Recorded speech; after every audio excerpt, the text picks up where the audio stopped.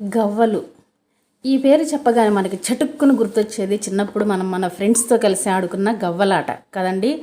ఎంతమంది ఆడుకున్నారో ఈ ఆట, ఎంతమందికి తెలుసో ఒకసారి నాకు కామెంట్ చేయండి. ఇప్పుడైతే నేను ఆట ఆడట్లేదండి, గవ్వలు అనే స్నాక్ ఐటెం ప్రిపేర్ చేస్తున్నాను.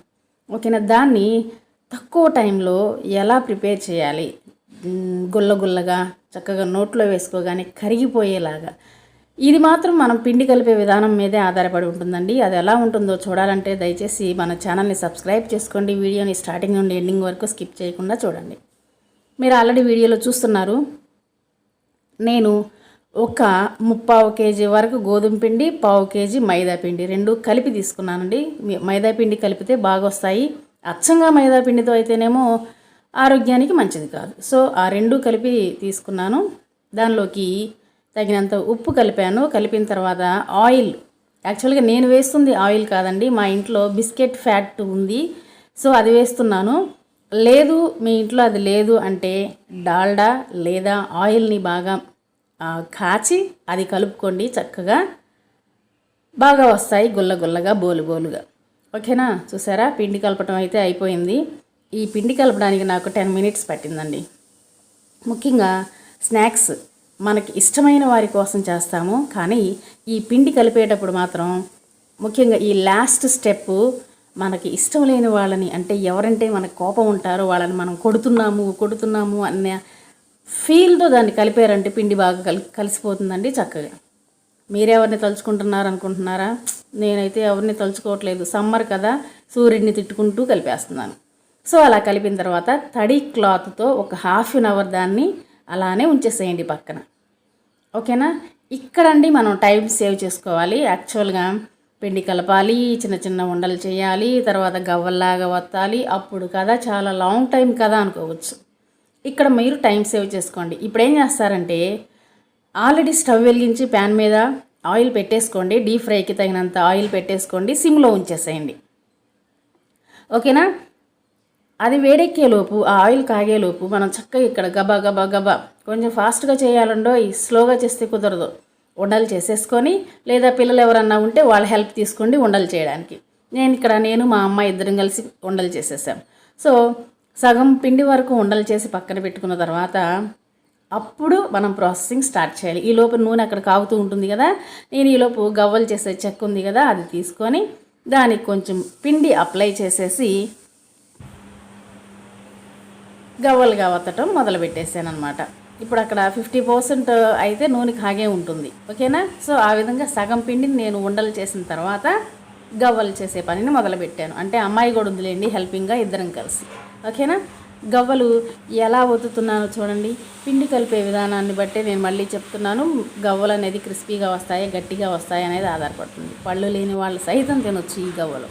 ఓకేనా, చక్కగా ఆ గవ్వలు చేసే చెక్కకి ఆ పిండిని అప్లై చేసుకుంటూ అలా మెల్లగా బొటన వేలుతో ప్రెస్ చేస్తూ ముందుకు లాగండి పిండి ముద్దని. ఓకేనా, ప్రెస్ చేస్తూ ముందుకు లాగాలి. అక్కడే ఉంచితే రాదండోయ్. అది జస్ట్ 2 మీకు చూపించాను, తర్వాత స్పీడప్ చేసేసాను.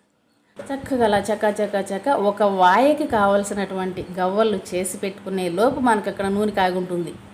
ఓకేనా, సో ఇప్పుడు ఒక వాయికి సరిపడా గవ్వలు చేసిన తర్వాత తీసుకువెళ్ళి ఆయిల్లో వేసేద్దాం. నేను అలా గవ్వలు చేసుకునే లోపు ఇక్కడ ఆయిల్ అయితే కాగేస్తుందండి. సో వాటిని చక్కగా చేత్తో వేసేటప్పుడు జాగ్రత్త ఉండే, నూనె మీద పడుతుంది. నాకైతే 2 సార్లు పడింది తెలుసా. ఓకేనా, సో చక్కగా అలాగా ఒకటి. ఇక్కడ ఏంటంటే మీరు హై ఫ్లేమ్లో పెట్టకండి. ఓకేనా, స్టవ్ అనేది మీడియం ఫ్లేమ్లో పెట్టి అదిగో చక్కగా అలాగా కొంచెం డార్క్ కలర్లోకి వచ్చే విధంగా చేసిన గవ్వలన్నింటినీ అలా కాల్చేయండి. నేను చూడండి సింగిల్ హ్యాండ్తో నలిపేస్తున్నాను, ఎందుకంటే అది బోలుగా వచ్చినప్పుడు మాత్రమే నలుగుతుంది అనమాట. చూసారా ఎంత ఈజీగా విరిగిపోతున్నాయో. సో చక్కగా ఉన్న పిండిని అంతటిని ఒకవైపు కాల్చుకుంటూ ఒకవైపు చేసుకుంటూ మేనేజ్ చేసుకుంటూ చేసేసేయండి. త్వరగా అయిపోతుంది, ఎక్కువ టైం తీసుకోదు. ఇక్కడ పాకం పట్టేసేయాలి. ఓకేనా, సో నేను కేజీ పిండి, మొత్తం టోటల్గా కేజీ పిండి తీసుకున్నాను కదా, దానిలో యాక్చువల్గా ఇది 3/4 కేజీ బెల్లం గడ్డ, దాన్ని ఒక 1/4 కిలోకి తీసేసి 3/4 కిలో బెల్లం తీసుకున్నాను. కేజీకి 3/4 కిలో తీసుకున్నాను. ఓకేనా, చక్కగా దాన్ని గిన్నెలోకి తీసుకొని కొంచెం వాటర్ పోసి స్టవ్ మీద పెట్టేసి పాకం వచ్చేలాగా కరిగించాను.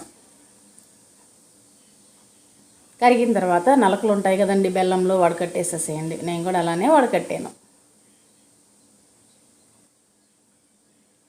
అలా వడగట్టిన తర్వాత మళ్ళీ ఇందాక మనం పాకం పెట్టుకున్న గిన్నెలోకి తిరగపోసేసి మళ్ళీ స్టవ్ మీద పెట్టేసి ఒక్క 5 నిమిషాల పాటు దాన్ని బాగా ఉడకనివ్వండి బెల్లాన్ని.